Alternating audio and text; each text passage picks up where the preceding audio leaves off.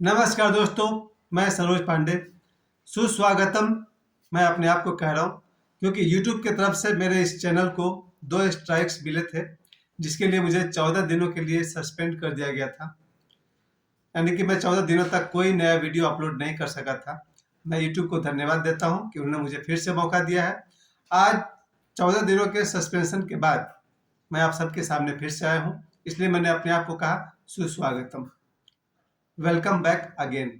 और आप सभी दर्शकों को बहुत बहुत धन्यवाद कि आपके सामने मुझे आने का मौका मिला है। मैं आज बताना चाहता हूं कि YouTube में किस कारण से मेरे चैनल को 2 स्ट्राइक्स दिए गए थे। जब मैं वो कारण आपको बताऊंगा तो आप सभी को भी समझने और सीखने का मौका मिलेगा कि हमें कौन सी गलती नहीं करनी चाहिए। जो गलती मैंने की थी उस गलती के परिणाम स्वरूप YouTube की तरफ से मेरे चैनल को 2 स्ट्राइक्स दिए गए थे। आइए मैं आप सभी को बताता हूं कि ऐसी कौन सी गलती है जो किसी भी यूट्यूबर्स को नहीं करनी चाहिए। खासकर जब कोई नया नया यूट्यूब चैनल को स्टार्ट करते हैं, उन्हें पता नहीं होता है कि हमें कौन कौन से नियमों को पालन करना चाहिए। मुझे भी नहीं पता था और अभी भी कहूँगा कि पूरी बात मुझे अभी भी नहीं पता होगी। इसकी एक प्रॉपर ट्रेनिंग होनी चाहिए थी। तो पहली बात कि जितने भी मेरे दोस्त यूट्यूब चैनल पर वीडियो बनाते हैं, उन्हें मैं बताना चाहता हूँ कि सफलता के लिए जल्दीबाजी नहीं करनी चाहिए। हमें ये आशा नहीं करनी चाहिए कि बस हथेली पर सरसों उगाना वाली कहावत नहीं होना चाहिए। सबसे पहली बात कि बहुत ही पैसेंस के साथ, धैर्य के साथ यूट्यूब पर हमें अपने चैनल बनाना चाहिए और अपना काम बड़ी ईमानदारी के साथ करना चाहिए और पैसेंस रखिए। मैं अपनी यात्रा बताता हूँ। 2015 में मैंने यूट्यूब चैनल स्टार्ट किया था, लेकिन बीच बीच में मैं काम नहीं कर पा रहा था। फिर पिछले साल 2022 कि दिसंबर में मैंने फिर से लगातार काम करना शुरू किया। मैंने और मेरी बेटी साक्षी पांडे ने, हम लोगों ने लगातार शॉर्ट वीडियोस पर काम करना शुरू किया। लॉन्ग वीडियोस प्रतिदिन में अपलोड करता था, जिसके चलते धीरे धीरे हमारे सब्सक्राइबर्स बढ़ते गए। यानी कि 50 और 100 सब्सक्राइबर पहुंचने भी महीना लग जाता था। खैर, उस मेहनत के दिनों में जो गलती मुझसे हुई है वो समझिए। पहली बात, किसी भी दूसरे का वीडियो डाउनलोड करके अपने चैनल में अपलोड नहीं करना चाहिए था। वो गलती मैंने की थी। यानी कि अगर मेरे 1500 वीडियोज थे तो उसमें से 200-300 वीडियोज ऐसे थे जो मेरे नहीं थे। मैंने लालच में आकर के दूसरे के वीडियो को डाउनलोड करके फिर अपने चैनल में अपलोड कर दिया था। उसके वजह से मुझे कॉपीराइट तो नहीं आ रहा था, लेकिन कहीं ना कहीं मुझे अपनी गलती का परिणाम भुगतना ही था। खैर, तो मैं आप सभी को ये बताना चाहता हूँ कि मेरी पहली गलती थी दूसरे के वीडियोज को डाउनलोड करके अपलोड करना। मैं इसके लिए क्षमा मांगता हूँ यूट्यूब से भी और आप सभी दर्शकों से भी कि जो मेरा नहीं है उसे अपने चैनल में नहीं डालना चाहिए। दूसरी बात हमें ध्यान में रखनी चाहिए, जो गलती मैंने नहीं की है, हमारे कंटेंट कोई भी अश्लील बात नहीं करनी चाहिए, मैंने नहीं की है। इसके अलावा समाज में भड़काऊ बातें, प्रोवोकेटिव कंटेंट्स, जिससे आपस में झगड़ा फसाद हो जाए, लोगों के बीच मनमुटाव हो जाए, ऐसा कोई कंटेंट नहीं डालना चाहिए था। ये मेरी दूसरी गलती थी कि जो कंटेंट मैंने आखिरी बार डाला था, जिसके वजह से लोगों में मनमुटाव आना शुरू हो गया था और लगभग 10,000 कमेंट्स आए थे उस वीडियोस के ऊपर में। बहुत सारी विरोधी बातें लिखी गई थी।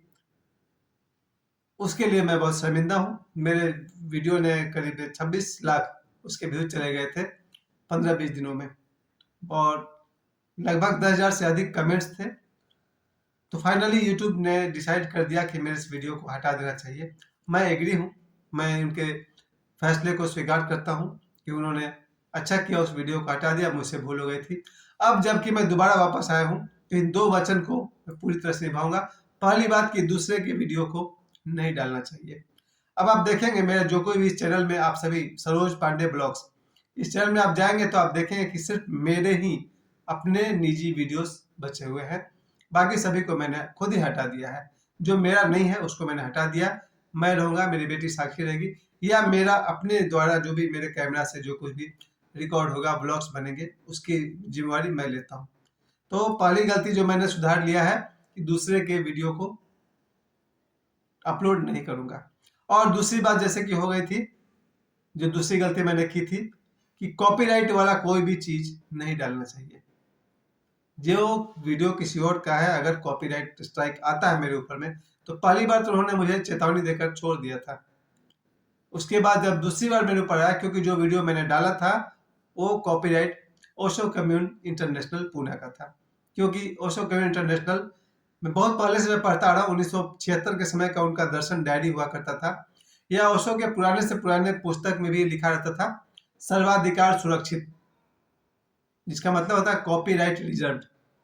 फिर से सुनिए, ओशो के पुराने से पुराने किताब पर या ओशो टाइम्स पर लिखा रहता था, फर्स्ट पेज के बाद सेकंड पेज के आसपास में, सर्वाधिकार सुरक्षित, कॉपीराइट रिजर्व। यानी कि इस पुस्तक का कोई भी अंश या पूर्णता को आप पुनः नहीं छाप सकते, इसकी सामग्री को आप नहीं यूज कर सकते। खैर, ये बात ओशो के रहते हुए हो गई थी, जब ओशो स्वयं थे, शरीर में थे। 1970 के बाद से ओशो के किताबों पर कॉपीराइट ओशो इंटरनेशनल का या जो भी ओशो का अपना संस्था था उनका था। तो आज जो भी ओशो के ऑडियो वीडियोज हैं उस पर ओशो इंटरनेशनल पूना उनका अधिकार है। तो जब मैंने ये वीडियो अपलोड किया था तो उनके तरफ से आपत्ति आई। मैं उसे भी स्वीकार करता हूँ कि जब ओशो ने या उनके लोगों ने अपना कॉपीराइट रखा हुआ है तो ठीक है, मैं उनकी बात को मानने को तैयार हूँ। अब जो भी वीडियो मैं अपलोड करूंगा वो पूरा का पूरा मेरा होगा और उसकी जिम्मेवारी भी मेरी होगी। तो चलिए, ये दो गलती मैंने की थी, दूसरे का वीडियो डालना और कॉपीराइट वाली मटेरियल डालना।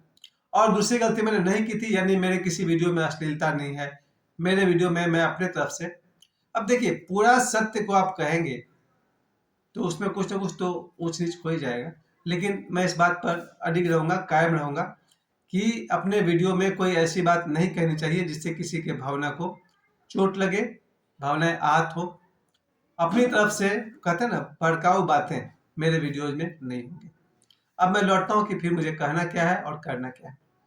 इस चैनल में 14 दिन के सस्पेंशन के बाद जब मैं आपके सामने दोबारा आया हूँ, तो सबसे पहले अपने दर्शकों को फिर से प्रणाम करते हुए स्वागत करता हूँ कि अब तक मेरे लगभग 11,000 सब्सक्राइबर्स हैं। आप सभी के सेवा में मैं फिर से उपस्थित हूँ। मेरा एक सब्जेक्ट होगा जिस पर मैं प्रतिदिन बात करूंगा। मेरा लॉन्ग वीडियो 5 से 10 मिनट के बीच का होगा प्रतिदिन, और मैं 3 के आसपास शॉर्ट वीडियो बनाऊंगा एंटरटेनमेंट के लिए, जो आपके हंसने हंसाने के लिए होगा। मेरा उद्देश्य समाज में जागरूकता फैलाना है, और वो इसलिए क्योंकि अब मैं खुद 50 वर्ष का हूँ। 50 वर्ष की जिंदगी में मैंने जो कुछ भी देखा है, सुना है, सीखा है, मैं चाहता हूँ कि मेरे बाद वाले बच्चे मेरे अनुभव से परिचित हो जाए, ताकि वो वही गलती ना करें जो मैंने किया। इसलिए मैं हर शाम को एक मोटिवेशनल वीडियो डालता हूँ, ताकि लोगों को, आने वाले लोगों को प्रेरणा मिले, हमें क्या गलत नहीं करना चाहिए या हमें क्या करना चाहिए। इस तरह से मेरे वीडियो का, जो शॉर्ट वीडियोज हैं उनका मकसद मेरा संदेश फैलाना होगा, क्योंकि हम लोग सोशल मीडिया के माध्यम से सत्य का, संदेश का, प्रेम का, भाईचारे का प्रचार प्रसार अवश्य करें। तो एक बार फिर से मैं आप सभी के सामने उपस्थित हूँ और बहुत बहुत धन्यवाद करता हूँ यूट्यूब को, जिन्होंने मुझे दोबारा अवसर दिया है आप सभी के बीच अपनी बात रखने की।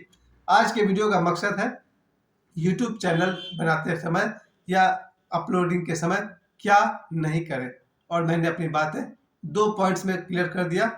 किसी दूसरे का वीडियो को अपलोड नहीं करना चाहिए, और दूसरी बात, कॉपीराइट कंटेंट नहीं डालने चाहिए। सॉरी, आप जो भी करें उसमें आपकी अपनी मेहनत हो। मैंने 1 साल तक मेहनत की है, जरूर मेहनत की है।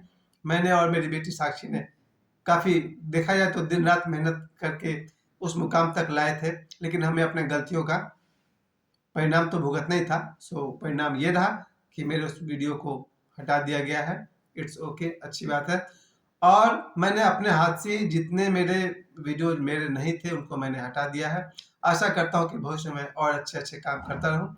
तो अब जो मेरी अगली वीडियो है, मेरे स्कूल के विषय में, जिस स्कूल में मैं पढ़ाता हूँ, सुभाष चंद्र बोस हाई स्कूल, लोको बाजार, पाथर्डी, उस स्कूल के विषय में मेरा अगला वीडियो है, ताकि बच्चों में शिक्षा का प्रसार होता रहे, और शिक्षा कैसे प्राप्त करें, कहाँ प्राप्त करें, शिक्षा के अलावा जीवन में क्या क्या उन्हें मिले। तो मेरा अगला वीडियो है वो है शिक्षा से संबंधित है। और इस समय चूंकि बहुत दिनों बाद हम सब सामने आए हैं, आप सभी को सरोज कुमार पांडे का प्यार भरा नमस्कार, और मुझे समय देने के लिए आप सभी को बहुत बहुत धन्यवाद। Thank you very much.